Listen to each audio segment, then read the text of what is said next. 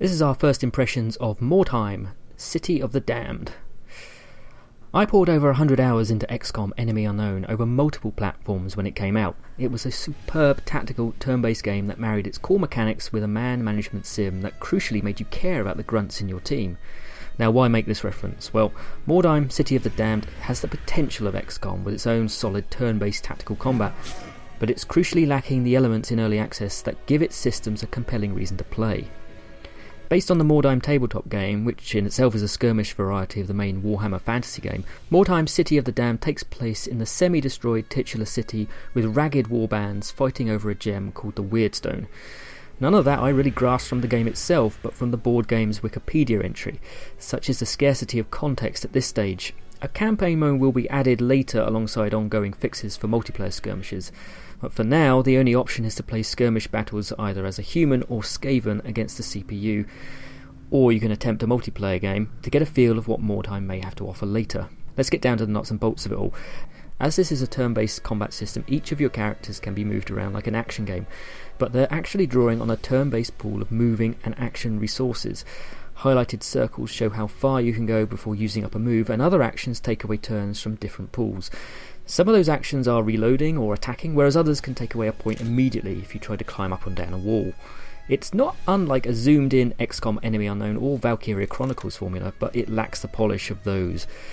The chances of succeeding or failing an action are shown when attacking or attempting a climb, though the frequency and penalty for falling to jump down a level or climb up a wall successfully seems way too skewed towards failure for my liking. And I mean, what kind of ruffian falls on his arse constantly in the middle of a battle? The AI seems pretty competent, though the CPU's characters at the moment appear underpowered, and each match I played was very easy to win. I expect that to change, and it's difficult to place where the map you play is in the wider context of the full game. It could well be just a tutorial map for all I know.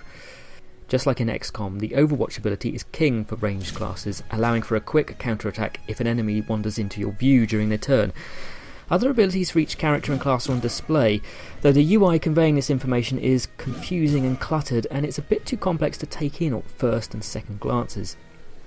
Again, this may be resolved with a proper tutorial, but right now it's a little off-putting, and you can get away with just blithely walking up to most enemies and slapping them with your bog-standard weapon. The UI isn't my major gripe though, it's the fact that there's no context to your actions in the game, which left me pretty cold to the experience as a whole. I know these issues will be fixed in subsequent updates, but right now there's no ownership or feeling of attachment to my troops as to why I'm fighting. I mean, in Warhammer there's little excuse needed for a killing, but you need at least something to cling on to. The beauty of the environments is in no doubt though, with the size of the map being an impressive and complex site with many small hiding places combined with larger open spaces. It's ideal for a tactical skirmish environment and bodes well for future battles, especially if they're really big. The several maps included so far capture the gritty atmosphere of the Warhammer universe, though they are all pretty similar in style and setting. If Mordheim can add a decent campaign mode, then it has the gameplay engine and map structure to make that experience rewarding. It's just not filled out enough for me to recommend it in this early access state right now, but nevertheless I'm excited for the XCOM-like experience Mordheim is shaping up to be.